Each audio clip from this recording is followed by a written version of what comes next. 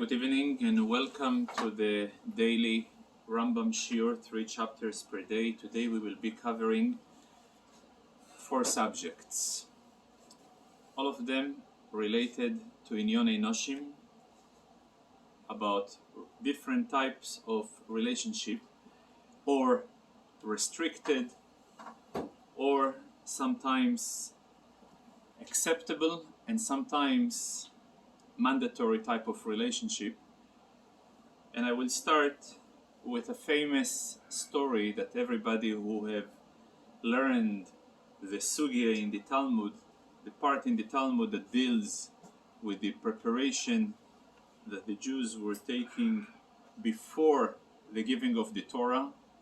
So it says in the Torah, "Vayisiatzvu betachti sohor," and the entire Jewish people stood underneath the mountain.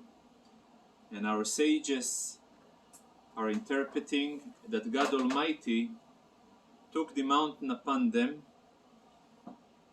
and told them, if you're accepting the Torah is great, and if not, you're going to be buried under the mountain. And the obvious question, why was it necessary to give them such offer they cannot reject, when the Torah itself telling us the response of the Jews to the proposal of Moshe Rabbeinu, Na'aseh v'nishma, we will follow, we will accept, we will listen, we will do. One of the Hasidic interpretations that were given by one of the Hasidic masters, that based on the first subject that we will be learning in the Rambam today, there is in Hebrew, in modern Hebrew, there is something called oines. Typical or loosely translated in English, oines is a rapist, a rape, a relationship that was done by force. So the ruling is that the me'anes, the person who committed this crime, he needs to pay punitive damages. B, he needs to pay for the pain, for the embarrassment, for the, wouldn't say depreciation, but definitely for the damage he caused. But first and foremost, he must stay married to this woman for life. If she rejects it, then there is no obligation, there is no commitment for him to go and marry her.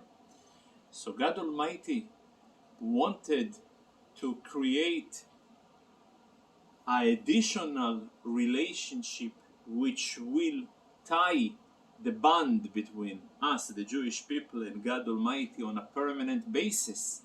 For that reason, in addition to their consent by saying Na'aseh v'nishma, was an additional path and venue which were introduced by the putting the mountain on top of them, Kofu aleim har kegegis. That's one interpretation.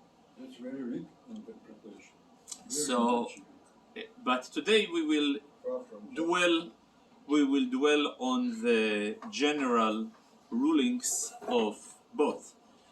Can be a type of a rape and can be a type of a seduction. Typically rape, it's done when only one side desires and the other side rejects. Seduction, when there is mutual consent. It is important to note that the rules of both, in the case of rape or in the case of seductions, both of them are relating to a very specific age. Naarah. The definition of Naarah we came across in the Rambam more than once. It is a girl who is between the age of 12 till the age of 12 and a half. In that period of time, though she is considered to be an adult, yet she is in the legal possession of her father. Therefore, if her father is alive and she goes through a process of engagement, the father he will be the beneficiary who will accept the money of her kiddushin, of her engagement. For that reason, in case of a rape or a seduction, he will be the one who will be entitled to collect the amount that is being paid for the rape and for the seduction as well. Now, as I said before, in addition to the punitive damages, there is the amount that is being paid both for the fact that she lost her virginity, and this is called a pgam, because typically the way to assess the value of a loss of virginity is being assessed in those days where people were sold into slavery. And when they were sold into slavery, obviously a certain amount of value was assigned to them. So in a case when a person would like to give a gift to his servant, a virgin girl, and what type of monetary loss will occur to him with her loss of virginity, that's how it's being assessed in order to determine the value that he needs to pay for this damage. Then there is a interesting other value which is called boishes, embarrassment. Embarrassment is a much more complex way to define what is the value, because typically the amount of embarrassment depends who is the one who is causing the embarrassment. When a person is on a very high level, so sometimes being embarrassed by an important person is a compliment. When a great man gives you an insult, he says, "Wow, I had such a..." On the other hand, sometimes when a very low life is embarrassing you, on one hand it is embarrassing, yet on the other hand, how seriously you're taking a low life. You know, there is a famous story that once upon a time a couple of Jewish wealthy philanthropists were driving on a Rolls Royce on the street, and someone, an anti-Semite, shouting at them, "You dirty Jew, what you doing?" So one of the passengers who were riding in the car was smiling. So they turned to him and says, "Why are you smiling? Are you listening what he's saying to you?" He says, "Of course I'm smiling. I rather be inside the car and the person who screams will be outside than it will be reversed, that he will be inside and I will be the one who is screaming." So we're talking over here about assessing type of embarrassment. So the general rule that is being assessed is who is the one who is being embarrassed and who is embarrassed by. And it's interesting that amongst the commentary of the Rambam, there is three different ways to interpret. Some will interpret that the embarrassment from an important person is much more painful than an embarrassment of a low life. Some people will interpret exactly the reverse. And then there is a third opinion that essentially the only way to be really embarrassed is only from an average individual. From a person who is or too high, it's not necessarily an embarrassment because sometimes it's being taken of a compliment. And from a person who is too low, you're not being embarrassed because he doesn't mean anything to you. So there is a third opinion. It says the only way where embarrassment can affect someone and needs to be assessed and measure what will be the value of payment is only from an average individual. This is a third opinion. Very interesting. So there is a few. Is there a feeling of intimidation? Yeah, intimidation. That's not the same. Embarrassment and intimidation, this is not the same. In this case, the definition is embarrassment. Boishes is more embarrassment because, after all, it's an embarrassment for her. It's an embarrassment, and it's interesting, by the way. It's interesting that the option you have to understand today, you would think, what type of a punishment is given to the rapist to marry the one who he raped for the rest of her life. But thinking of it, it can be a very strong hindrance or motivation when he will consider the consequences. A, that it is a monetary damage, and sometimes the monetary can be very, very high. And B, a whole life commitment, which that itself can be a very strong motivation for a person to reconsider if he is a sex offender. You know, today, just imagine if every person who is about to commit whether a form of rape or whether a form of seduction, that there is a very heavy price, monetary price for it. Not necessarily it will eliminate, but it definitely going to some form, a serious form of prevention, which will be taking place today, whereas as opposed the current solution that is being given a slap of the wrist or spend some vacation time in the wonderful jail systems that we have today. You see, compared to lifetime damage to psychology of the rape. Correct. That's exactly my point. Immeasurable. That's exactly my point. Of course, for that reason, the punishment that the Torah imposes is a very strong preventative method, which will make people think twice. Three times before committing something like this.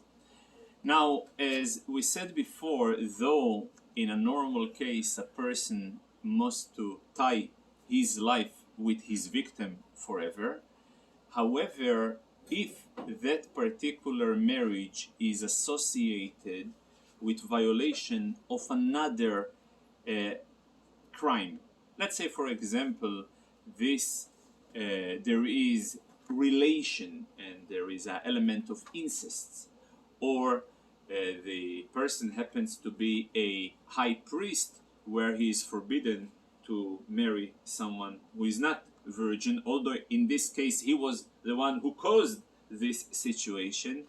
Nevertheless, living together will not be permitted, since it says in the Torah, "Veloi tihiyeh leisho," and she will be for him a isho, a wife. Isho hore'uya loi. It needs to be someone that halachically it fits and it's acceptable to live with her. While by case of a rape, the mandatory result that he must live with her, in a case of a seduction, it's only an option. If he wants to live with her, he will live with her. In case he rejects to live with her, given the fact that it was not a total responsibility on both of them, it was a mutual act. So for that reason, though that he will be exempt from payment in case he will decide to live with her, however, in case that he decide not to live with her, then the punishment will be imposed upon him. It is also very important to note that if before he was committing the act, he was warned that it is a prohibited act, then he will get, instead of payment, he will get lashes. Malkois. And the rule is when a person gets lashes, he is exempt from payment. And this is a general rule in the Torah, where it says, in the context of a lashes, it says the following ruling: Vehikohu kedei rish'osoi bemispo. And the person who hits him with the whip of those lashes, he needs to whip him according to his crime, singular. Mishum risho achas ato mechayvoy, you can only whip him with one type of a punishment, which is the more severe punishment. This is the punishment of Malkois, ve'in ato mechayvoy, and you cannot go and impose upon him the same time while he is getting the lashes, monetary punishment as well. There is a very interesting, and this is a general Talmudical concept that is being introduced in many sugyos. In a case that the particular victim happens to be someone that the punishment for this case will be a misas beis din. The misas beis din is a capital punishment. There is certain incest crime in the Torah that the punishment is not only heavenly punishment, but also capital punishment that is being executed by beis din.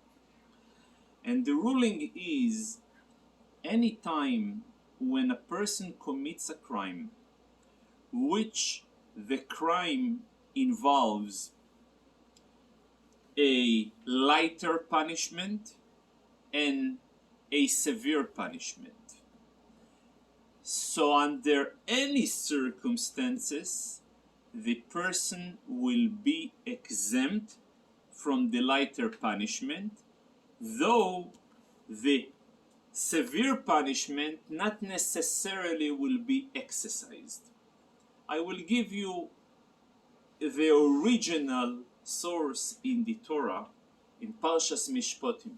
It says in the Torah the following story: if people were having a fight amongst each other, and throughout their fight they managed to go and harm a pregnant woman, and as a result she have lost her fetus.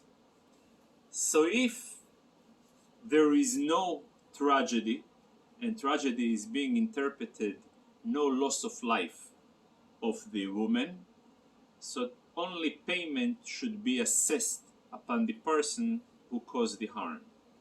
However, if tragedy took place, and tragedy in this case is the death of the victim, so therefore the money payment are not going to be taking place. There is over here a capital punishment. Sometimes the capital punishment cannot be executed since it was done or not intentionally, or there is not enough sufficient witnesses, or the witnesses happen to be related, or it was no warning. Can be many technical reasons why the capital punishment is not going to be executed.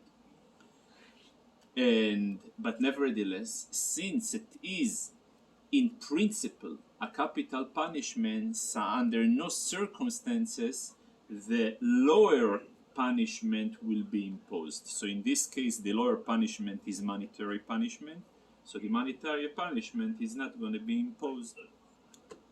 A person may wonder that sometimes he can go off the hook, committing a big crime, a heavy crime. So then from the monetary punishment he is being exempt because a higher punishment involved. From the higher punishment he's not going to be executed since technically he got off the hook.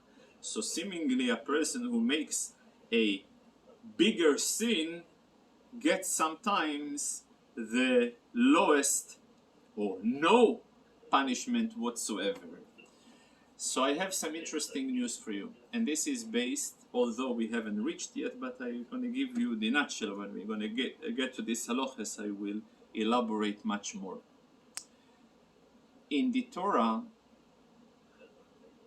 a punishment is a method, since God Almighty is not there to punish people, is only to refine them, and the only process sometimes of refinement is through those so-called punishment that is given to other crime. Where do I know? It says in the Torah, "Veniklo ochicho leinecho," that your brother, the word niklo in Hebrew, being interpreted in two ways. Niklo means he is go through the shaming process, but veniklo, he is going through the whipping process.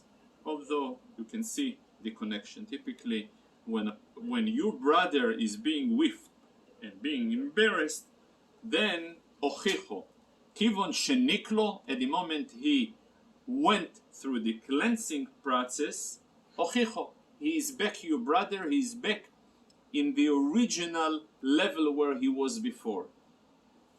Now a person who doesn't have a chance to go through the cleansing process, so what, he remains in a low level. So though seemingly he got off the hook, but essentially the trouble that he has remains with him. Yeah, it's a very interesting point. We'll elaborate more when we're going to come to Sanhedrin, but that's the point of the... Just a question. Yeah. In that case, let's say the man who killed somebody got off the hook. Correct. Is he still technically going to be exiled? Not necessarily. Not necessarily, because in order to exile, to be exiled needs to be precisely a gray area. In order to be exiled, you cannot be exiled if it's clearly done deliberately. You cannot be exiled if it's clearly beyond your control. You being exiled only where on one hand it's not totally deliberately, and yet it's not really, it's right, a very grayish area. In fact, when a person is not being exiled, is the most terrifying situation for a person, because any moment that Goyel Hadam, the redeemer of the blood, the relative of the victim, will find him, he has the legal right to execute him, and he will be exempt for it. So it's not always what seemingly is a convenient situation is a real solution. It may appear to be convenient, but No. there is also in the third chapter of today, the Rambam is dealing with a concept of moitzi shemra. Moitzi shemra is someone who is badmouthing his wife. When he's badmouthing his wife, he claims that between the engagement and the wedding, she was mezaneh, she was having forbidden relations with others. The rule is that in case it turns out that his testimony is false, he is getting malchus, he's getting lashes. And it is something quite controversial, because we know why would he get lashes? Because he's violating a love. What type of love he's violating? There is the ruling of to speak falsely and to spread negative facts about others. So by him doing it, though that generally speaking, when a person speaks slander against other people, he is not getting lashes, though he committing a very terrible crime, because the qualification to get lashes, to be a violation of a love, of a negative commandment, sheyesh boi maaseh, that is involved with an action. But when you're slandering, all you do is speaking, and speaking is not considered for that, in that context, as an action. However, there is one exception, and the only exception, when a person is stating a false statement about his wife and came out witnesses that the side of his wife managed to bring against his witnesses, it's called, there is a concept called Eidim Zoimemin. Eidim Zoimemim, it's a ruling in the Torah that when two witnesses testifying a certain testimony to support a claim, and yet the other side, in this case the defendant, managed to bring counter witnesses that are able to contradict the witnesses by challenging them in the following way. How can you testify about a particular crime that took place in a particular place when the same time at the same place that you are testifying, you've been at the same time with us somewhere else? So logically you would think that this is one word against the other word. But there is a chidush. When it comes a contradictory statement by the latter group of witnesses against the first group of witnesses, but the way, the style of contradiction, they're not contradicting the contents of the testimony, they contradicting the person stationed at a particular time. That's what they are contradicting. And this particular contradiction called Eidim Zoimemim, the rule is Va'asisem loi kasher zomam lasois leochiv. I will impose the punishment upon the witnesses whatever they wanted to do to the defendant. So for example, here the husband comes and stating that his wife was unfaithful to him. As a result, his wife is subject, when she is a Naarah, to death by being stoned, because it's a very specific age, what we call now in the age between the age of 12 to 12 and a half. Now, turns out that the wife, or the side of the wife, managed to bring other witnesses that they are stating, how dare you can state that at a particular time you've exposed to this horrible act when you are with us the same time somewhere else. So I will believe the side of the wife, and as a result of it, those original witnesses that the husband brought will be executed by stoning, since they have conspired to stone the wife via their witnesses. So by contradicting their testimony, they will be subject to the same death that they have conspired to do to the wife. So this is called Eidim Zoimemim. But then it goes even further. It can go back and forth. Then came the husband and he managed to bring other sets of Eidim that will contradict those contradictors of the wife.